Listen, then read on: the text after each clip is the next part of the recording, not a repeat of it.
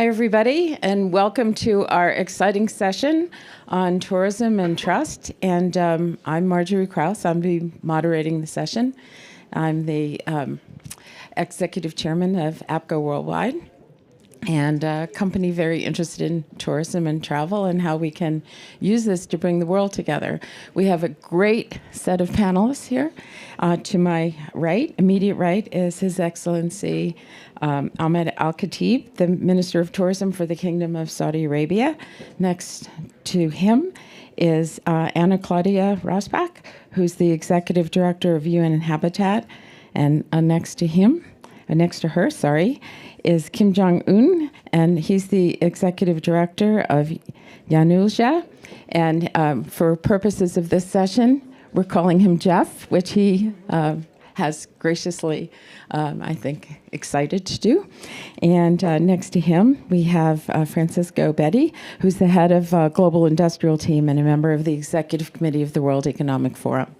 And so we have a lot of different perspectives to cover on tourism and travel. And we're doing this on the eve, I understand last night the UN issued a report that said 2024 was the year we totally came back from COVID on travel, and that there were something like 1.4 billion tourists. So I think it's fair to say that we're back, and so I think we look forward now. And in the context of this week and all the changes that are going on in the world, and especially I'm American, so yesterday was the inauguration of a new president. One of the things we really want to explore is how travel and tourism as a cross-sector, how it reaches out into all aspects, and how we see travel and tourism as building a stronger world of understanding and building trust across sectors in ways that no other industry could really do. And I can't think of anybody better to start this off than His Excellency, because in this number of the tourism coming back, the Middle East leads and Saudi leads in the Middle East. So we'd love your perspective on how you see this. Thank you. Thank you very much, Marjorie, and a very good morning to all of you. And thank you for attending this session about one of the industries, and I think travel and tourism. We cannot live without travel. Travel and tourism is a very important industry. It's growing in access of the global growth, and I believe, and I'm happy to see the industry is fully recovered by end of last year. We grew in Saudi Arabia by 70%, and we recorded the highest growth among all the G20 countries. And this is because we have just opened up our borders to further promote travel and visit Saudi Arabia. It is one of Vision 2030 pillars.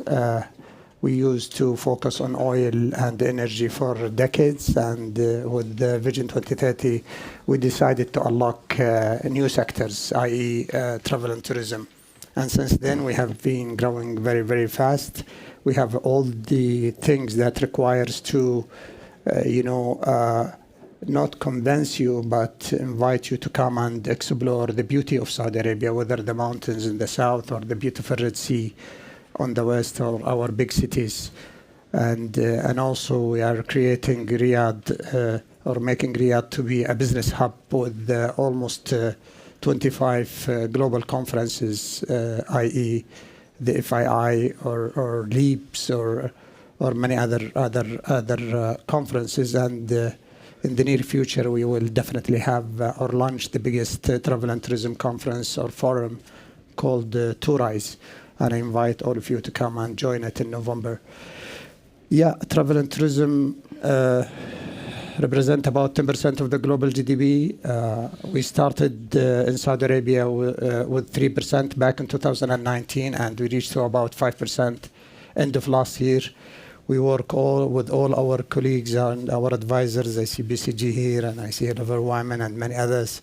They were partner in this journey to reach to our 10% goal by 2030, which is the global average. But if I touch on the trust, the travel and tourism is all about interacting with people. visiting countries, exploring countries, learning about other nation cultures. This is the trust. If I don't know you, I can't judge. But when I interact with you, I trust you. And trust is at a government-to-government level and nation-to-nation level, business-to-business level, etc. So I think, we have been blessed since we opened our doors back in September 2019 to receive millions of international arrivals of tourists coming for business or leisure or many other purposes. Last year, we almost hit the 30 million, which is a big number. We started with 10 million in 2019. And we reached to 30 million last year, moving towards contributing in our economy and building more resilient economy, a diversified economy, an economy, depends on many other sources of income, not only oil and energy, which we were known for many decades. We are attracting investment to build the new destinations like Neom, Red Sea, Qiddiya, Dir'iyya, and it has been a pleasant journey since we launched it back in 2019, and I expect to continue this journey and to invite investors, invite tourists to come and explore the beauty of the kingdom, and to build the trust with anyone visits Saudi Arabia. So I know that from my own experience, anybody who goes, when they leave, they have a very different opinion of the country and of the people. And so, Ana Claudia, I wonder if you could comment from your perspective. We have such a divided world today. How is tourism? How do you see it as a bridge for this kind of cultural understanding and friendship and development? Yeah, thank you, Marjorie. Yeah, I see tourism also beyond the GDP, also very connected to culture, right? And culture for me is a strong pillar for us today to overcome all the stress that the world is going through. We just had our World Urban Forum in Cairo, Egypt, November last year. And culture was an important aspect of the discussion. How culture is important for cities, how culture is important for citizens living in cities. Tourism can help us to promote and diversify the cultures that we experience. But right now what we see is that an imbalance. So we have some cities and some countries that are overwhelmed by tourism, and on the other hand, so many unexplored places. And if we can overcome these inequalities, then tourism can be a great source of to improve the GDP, the national GDP, but also to promote local economic development. A strong pillar for cities to look and provide opportunities for the citizens. But of course, nobody wants to go to a city a city that's prone to disaster. Nobody wants to go to a city that is facing crisis. Right now, we have half of the population living in cities. In 20 years, we're going to have almost 70% of the population living in cities. But we are experiencing a global housing crisis. So we have millions of people homelessness. We have 1 billion people living in slums. We have almost 3 billion people facing housing difficulties. So it's very important that we work on the quality of life of the citizens in the cities, so that cities can be stronger in receiving tourism. And I would like to make some propaganda of our joint program with Saudi Arabia called Quality of Life. So it's basically a network of cities that are working towards quality of life and improving education, health, and housing, but through that, opening up space spaces for new industries such as tourism.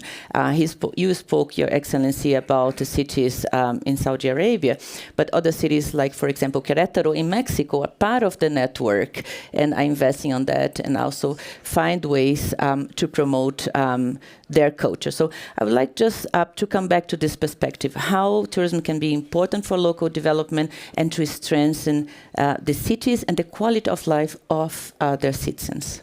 So we're all sitting here at the World Economic Forum, Francisco, and the forum has taken a renewed interest, I guess, in the area of tourism. Can you talk a little bit about the forum's interest and how you're bringing all this together? Absolutely, and a very good morning, everyone, and thank you for having me today. I think that what we need to realize is that travel and tourism is a sector that has been underrepresented on the global scene. And therefore, we are delighted to be partnering with His Excellency, other governments from around the world, APCO, and many private sector stakeholders and players to help the world realize the contribution that the sector plays in our economies, society, but also to make the planet more sustainable. Your Excellency, you mentioned before 10% of the global economy. It's an 11 trillion economy. It's a significant portion of the global economy, which has been an incredible engine for growth, both in developed and emerging economy. And that's the main reason of why it deserves a better place on the global scene. The second one is that it's one of the sectors with the biggest ripple effects. It empowers local communities. It creates multiple jobs, not just around what is the core travel and tourism sector, but think about all the ripple effect on services and all the sectors that support, right? If you take a broader value chain approach, it's impressive the ripple effect that it has on the economy. And finally, because it can really help create bridges in between cultures, and I think that that's the main theme of the conversation today. How do we use and leverage travel and tourism as a way to build bridges in between cultures and increase each other's understanding of the different perspective, which I believe is much needed in the current world. That said, there are a lot of challenges we need to be working on together, making sure, I think that you refer to that we work with local communities to design the next generation of tourism traveler experiences. We need to work on reducing friction along the value chain, and technology can play a huge role. Think about your own traveler experience. Since you leave home and you reach destination, you are literally being handed over by one supplier to the other. They are not talking to each other. They are not connecting. That creates a huge amount of friction. But then also the massive challenge, which I believe is the challenge of the decade for the sector, which is to rebalance growth with sustainability. Absolutely. So I think you set up the next question very well because, Jeff, your company does enormous work around the world and using AI. AI is such a big topic here. How does AI aid and abet travel? What is it that the travel of the future can look to based on your experience? Travel and leisure industry is very fragmented and complex. So only with the legacy technologies, it was impossible to resolve these issues. But thanks to the AI, I believe it's possible to resolve and amplify the impact of travel industry. We can have two kinds of the AIs. First one is the generative AI. Second one is the AI agent called as a vertical AI. I would like to talk about the vertical AI first. You can imagine the autonomous driving recently we have had. Autonomous driving can enable every EV move connected with the cloud. So we can have a streamlined data flow from end to end. That's the reason why it's possible to control every cars with the autonomous motion. Similarly, if we can connect the streamlined data flow across the value chain from end to end, meaning from the supplier to the end consumer, it's possible to make a new world of the AI. With this, it's possible to amplify the impact of the travel. At the same time, we should connect and kind of the cross-sell across several categories, but which is very almost impossible mission to us with the legacy technologies. But generative AI can incorporate different categories. It's possible to recommend, or it's possible to provide many kinds of the services for the end consumer with different categories. With this, you can imagine we can kind of control from the travel to the other industries. For example, probably you can have a K-pop from the radio or from the application, and then you can visit to Korea or the other location to meet the artist. With a concert, you can experience the food or the other cultures. And then back to your country, you can see the K-movie or K-drama. From there, you can see the food again, which drive you to visit the country again.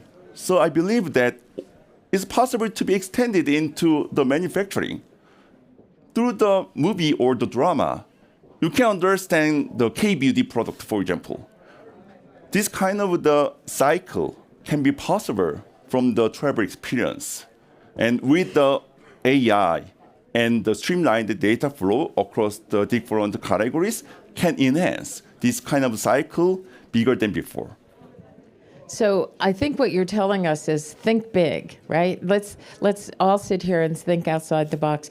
What often governments are facilitators of that change, and often they are inhibitors of that change. What kind of policy changes do we think we need to do to open up tourism and to make it more of a mechanism for this taking advantage of building trust, building better understanding of each other? Because it seems to me, in this day and age, there are very few things that we can look to that say, this brings us together. What can we do to bring us together? Do you have thoughts? Oh, a lot. We want to make. First of all, if you may give me 1 minute to comment on Joe. Yes, because I know technology is a big. I chaired the thing. Executive Council of the UN Tourism for the last 2 years, and I was always fighting against the overuse of technology in our industry. Our industry is all about people to people. I don't want a robot to serve me at the hotel. I want to see the concert. I want to see the reception and deal with the people. I want to be driven by a taxi driver and talk to him. The best sales people in London are the black taxi drivers. They will tell you what's going on in the city. Please, I always said, let's digitalize the unnecessary. I don't need to wait to pick up my bag. Put a chip in the bag and send it to my hotel or to my home in the airport. But I want to interact with people. I enjoy talking to the waiters and the people in the hotels and the tour guides, etc. We need to be careful. From a tourist point of view, I just want to make the tourist life easy. I want to make the journey seamless. We'll try to digitalize the custom at the airport. We should make our airport smaller. The airport today are so big, so huge. You spend like an hour walking from a terminal to another terminal. And therefore, I don't want to shop in an airport. I want to go and go straight to the plane. Imagine the future airport. What do you need? You just need a runway and face biometric. Please, Joe, take it and advise the airport builders and designers. I don't need to build big buildings. Face recognition, and I want to go to the plane. I don't want to spend too much time in the airport. One, second, visa-free and no visa, green passport.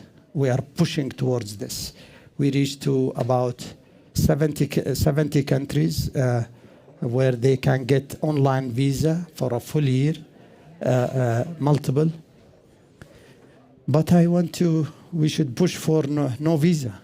Let's go and access other countries, and enjoy, make the trip seamless.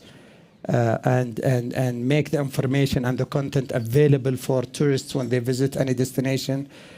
And from a business to business, definitely, it is very expensive to do business and travel and tourism globally. We should make it more friendly. We should reduce taxes. We don't have taxes in Saudi Arabia. It's very, very, very small.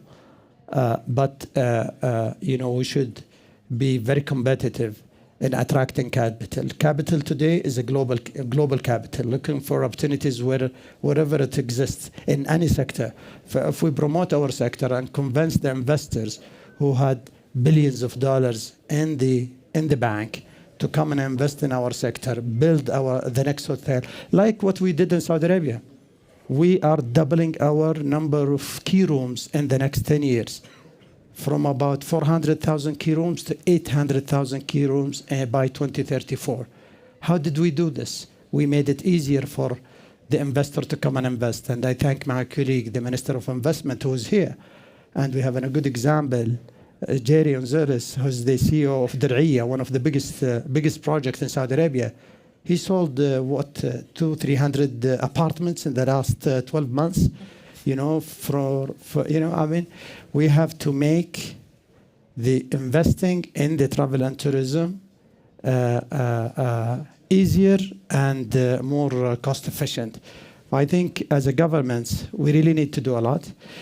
I think there is a notion for less restrictions for visa, for access, and I think there is a competition over capital, and therefore countries and governments are making investing in the sector are more attractive. We have to do a lot. We started in Saudi Arabia, but we have a long way to go. So, Ana Claudia, how do you see, from your perspective, the quality of life, which you were talking about, how do you see tourism helping these cities to increase and improve the quality of life?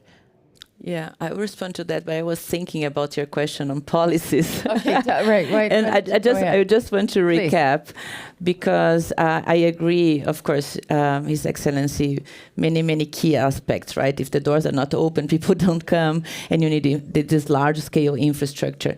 But I think one key aspect from the national perspective is really to have a territorial approach. To map and identify what are the potentials in the country, right? Where are these locations? Which are the territories where you can promote sustainable, inclusive tourism, right? And have very oriented policies.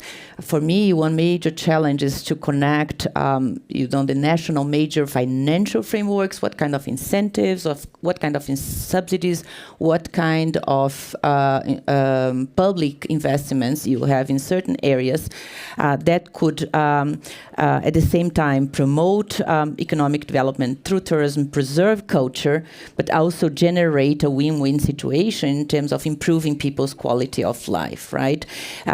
That all with urban policies in support of cities. And then at the local level, of course, urban plans. For me, urban planning is a backbone of a city development, and a way where we can connect services for citizens to improve the quality of life and for visitors.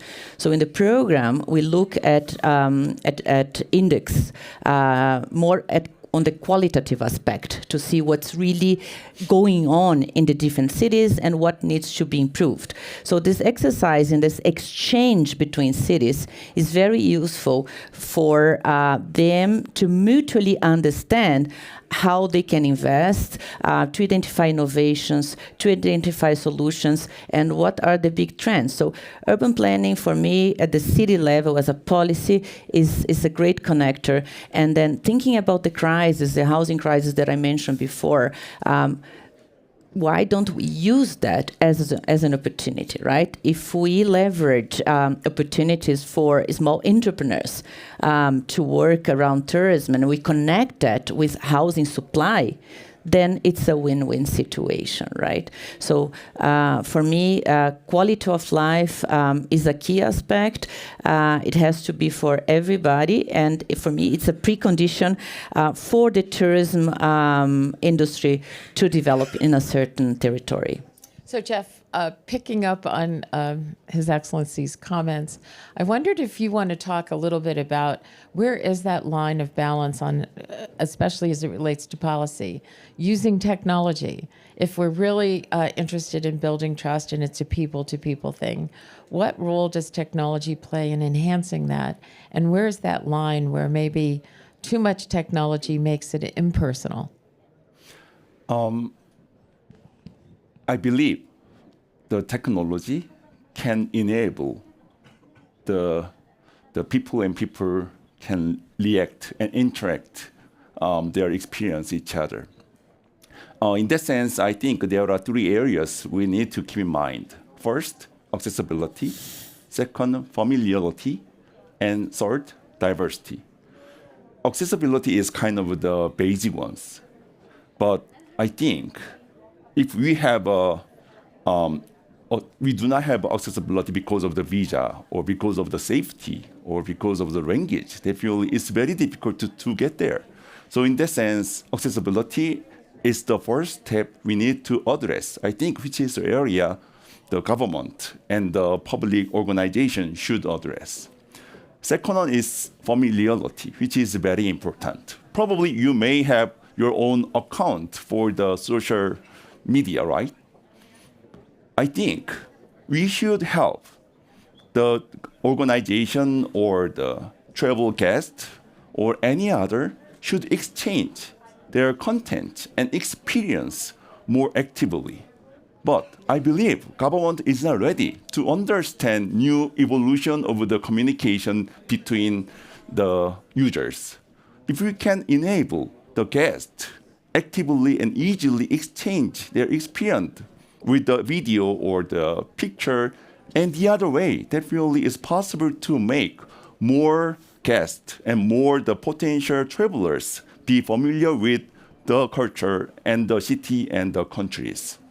Probably if you have a kind of the experience from the movie first, probably you would like to go there.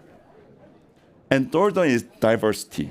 This is very important because first two steps, accessibility and familiarity, can enable guests visit the city or country first. But if they do not have a understanding, they can experience more diverse experience and cultures and foods and entertainment there. They never go back to there again. At the same time, they never try to share kind of the buyer, and they never share their experience with the others. So in that sense, you can show the first experience from the first travel, and they may feel the accessibility and familiarity first, but diversity is the next action which can be driven by technology. That's the reason why I believe localization or the customization are the next steps which can be driven by the technology. So only with the technology, I believe, it's possible to be communicate with more diverse people and the culture and experiences. So Francisco, what do you take away from this that the forum could help facilitate to move us more in the direction of the people-to-people while taking advantage of the economic benefits of tourism? I think there is a clear need for more public-private cooperation, which starts with dialogue, but then with the implementation of real projects and public-private partnerships on the ground. I mean, you were referring before to some of the actions that are needed on the policy side. I mean, if you look at those, there's not a single one that can be developed by one stakeholder, by the government alone. Infrastructure. We know that in many countries around the world, public-private partnerships has been the most successful way to go about big infrastructure, long-term projects. If you look about one topic that we didn't cover, but which is affecting the industry, which is the shortage of talent, we need to be able to launch massive upskilling and reskilling programs. We need to have the right incentive to be able to employ local people, to make the sector more attractive to young generations. All that requires governments and companies working closely. And then finally, I could say the need to continue advancing the sustainability agenda, which requires working closely with players on the ground to design new programs, to design new policies, to make sure that this growth that we're going to see in the years to come really focuses on protecting cultural and natural assets up front. So maybe we should come to a minute for what you were saying about attracting the people, because I think the people who come into tourism are also the front line with what His Excellency said. Where does he get his feeling about the country when he goes? It's talking to the people, the cab drivers, the frontline workers. So it's really important we attract the right people to this industry, which is also balancing it with technology and using technology to its best advantage, but not in place of that kind of opportunity. His Excellency, I know that in Saudi, that the tourism industry has been a real driver of attracting women and providing jobs for women. And I think 45% of your workforce in tourism are women. I wonder if you want to comment on this. How do we attract the right people into the business, and how does this become an opportunity for people who may not have had that opportunity? Yeah, I'm thinking about over-tourism. We might need to comment on the over-tourism because I have my view about it at the end. Okay, why don't we come back? Why don't we use that as the next topic? But now, the human capital, we know that if we are building a sector in Saudi Arabia or anywhere, we have to look at the enablers. The technology is one. The human capital, people, is the most important. And our industry globally employs about 10% of the global workforce, or 360 million people. During the pandemic, unfortunately, we were hit hard. We lost about 60 million jobs globally. But thanks God, we rehired them. And I think when we talked about the challenges, in addition to the sustainability and the protecting the environment, the availability of the human capital today is a big challenge with the very fast growth in our industry. But in Saudi Arabia, back in 2019, we launched a program to educate the public and the Saudis, the young Saudis. As you know, almost 60% of our people below 30 years old. We're a young nation, a very ambitious nation, well-educated and high-tech. I think the largest user of the Snapchat, Twitter, are in Saudi Arabia per capita. I mean, we launched the program to tell them, please join this sector. This is a very promising sector. People to people doesn't need a lot of technical skills like the doctors and the engineers, and therefore we were lucky and we're blessed to increase the manpower, the workforce from about 650,000 back in 2019 to almost 1 million end of last year. By adding an additional of 300,000. We started with about 25% women. Last year we closed it with 45% women, and this is the global average. I think we have done an amazing job in hiring women and enroll them in our very promising industry. This is a sector, and the young people are very ambitious. They want to join an emerging sector, a very promising sector. They want to share their culture. We are the hospitality in Saudi Arabia. Some of you might have the chance to visit us. Is in our DNA, and therefore people are very hospitable and people are very welcoming, and they love to work on this industry. We promoted it. We increased the awareness. They started to apply. We allocated as a government almost $100 million a year to train 100,000 young Saudis. We launched this program back in 2020, and since then we have been sending young Saudis to local training institutions and international like La Roche, Lausanne, and so on and so forth. And this is a journey.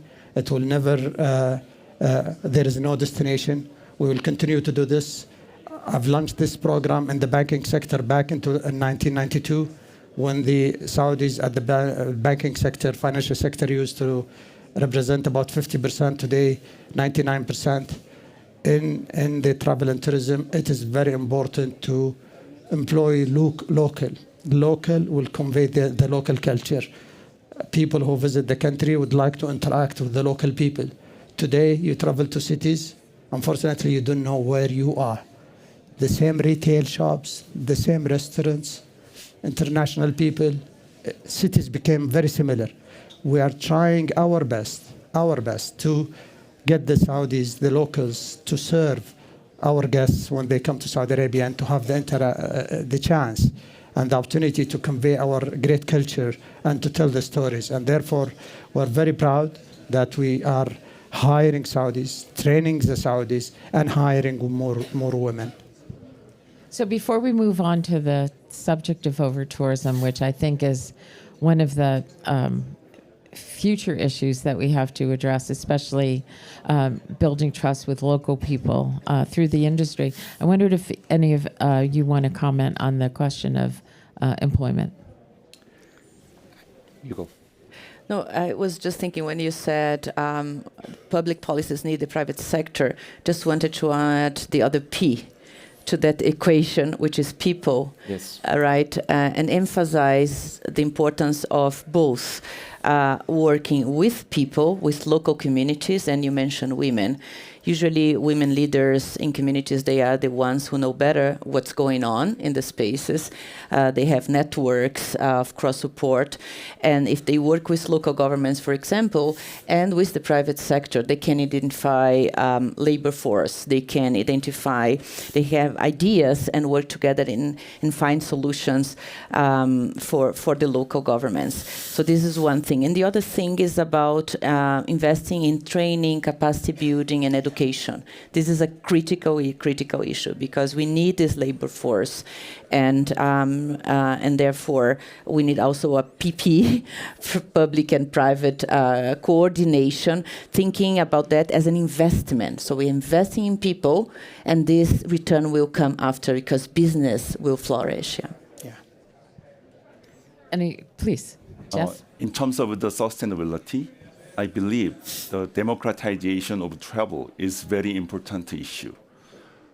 Previously, we would like to go to the specific cities because of your friend.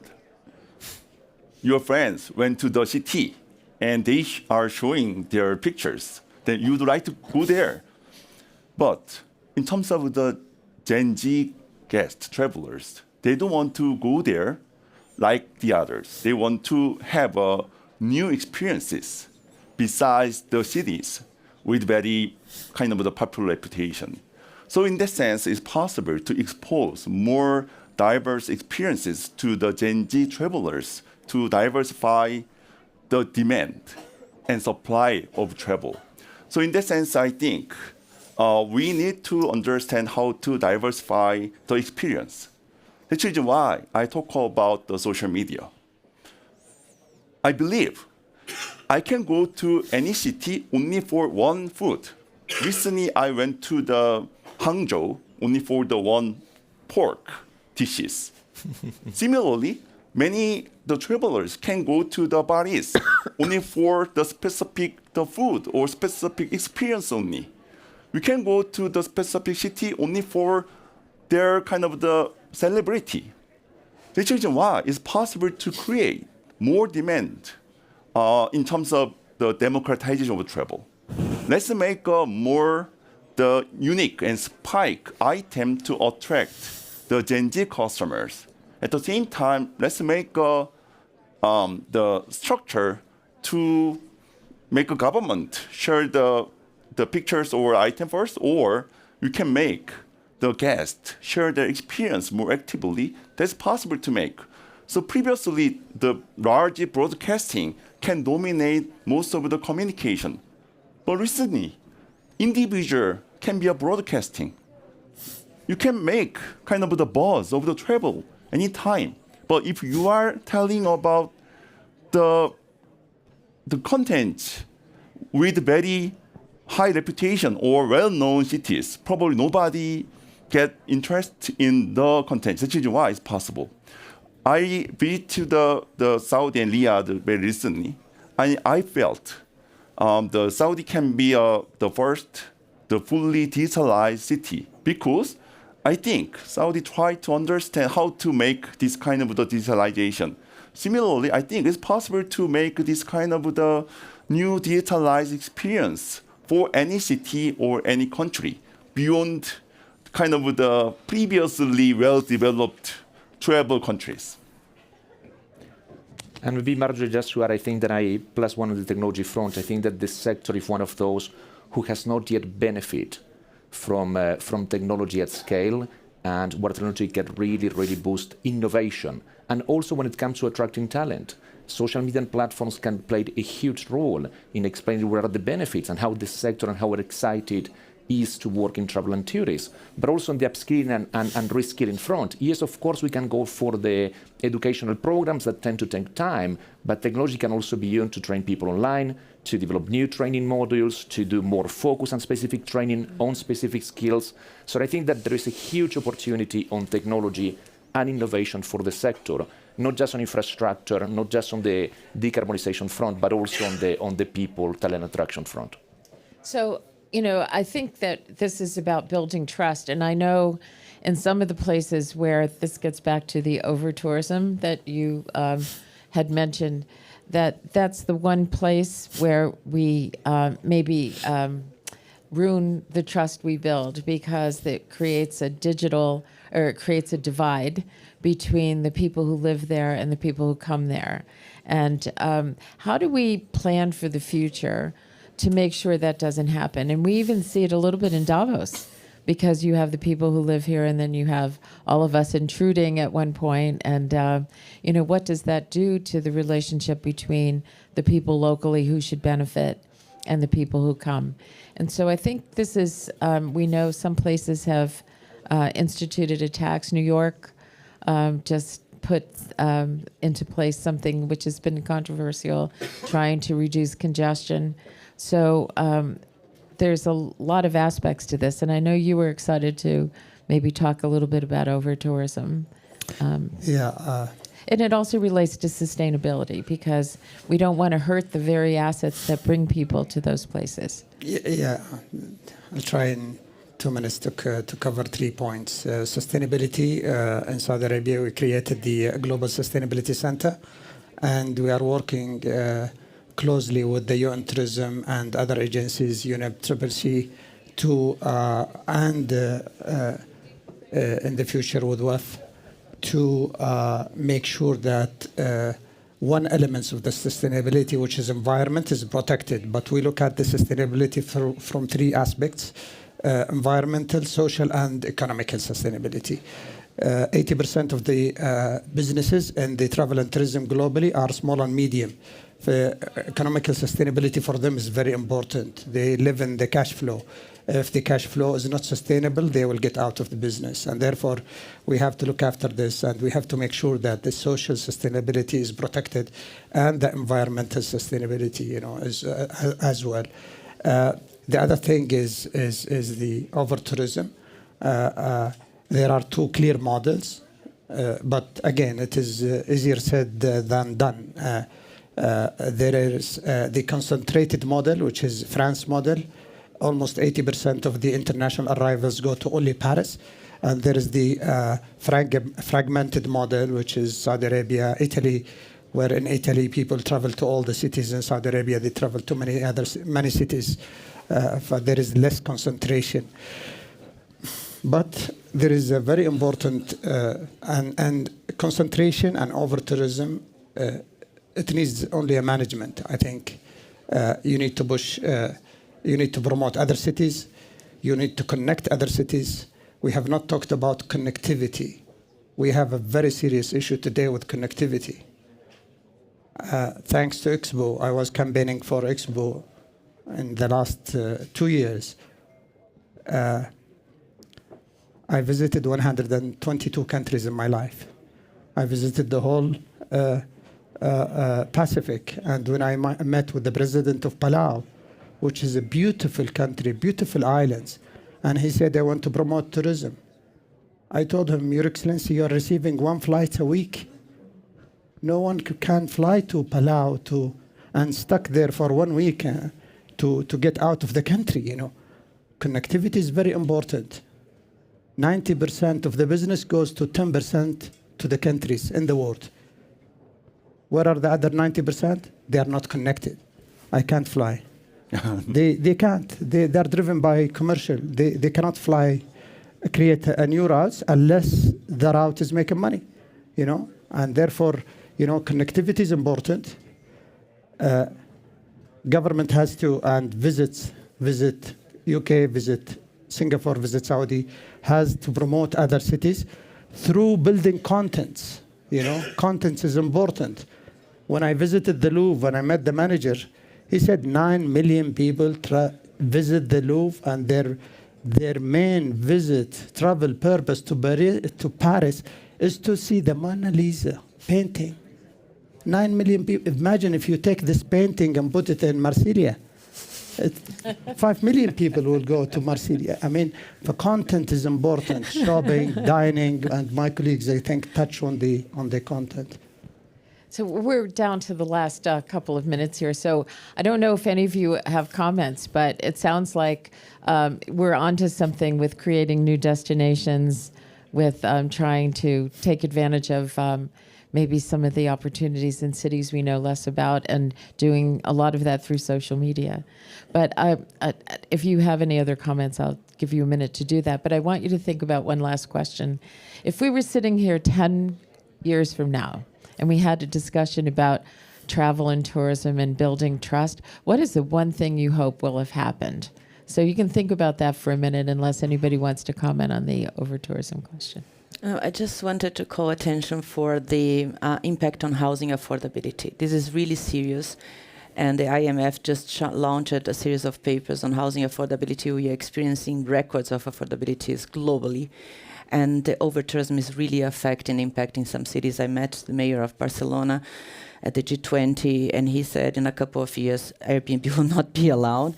On the other side, I see communities women organizing themselves in Rio de Janeiro to attract tourism, ecotourism, to improve their housing conditions. So let's think about that.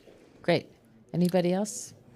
I believe travel is very future industry, and it will account for more than 10% out of global GDP, I believe. In that sense, environmental issue is quite critical. For example, you may buy your room with housekeeping and the laundry and amenity, all of them, right? Why should we buy all of them? We do not have any option to buy separately. If I can buy the room only, or if I cannot buy the housekeeping together with the room, then I think probably you can have a choice to contribute to the industry or environment. So in that sense, I think decomposing every data to enable kind of the next steps to protect our environment is quite important. So that's what I expect in the 10 years. Oh, great. So you answered the 10-year question. We're down to our last minute or so. So maybe Francisco? very quickly on the 10 years, I think that one thing that is critical is thinking about how do we create a frictionless traveler experiences, and then data technology and innovation can play the big role. The second one is really working with local communities. When you said democratizing travel and tourism, means also involving local communities in the design of future policies and programs so they can benefit from them. And then third one, I think that solving that equation of growth and sustainability, which, as we said before, is going to be one of the biggest challenges. Do you have a comment for 10 years from now?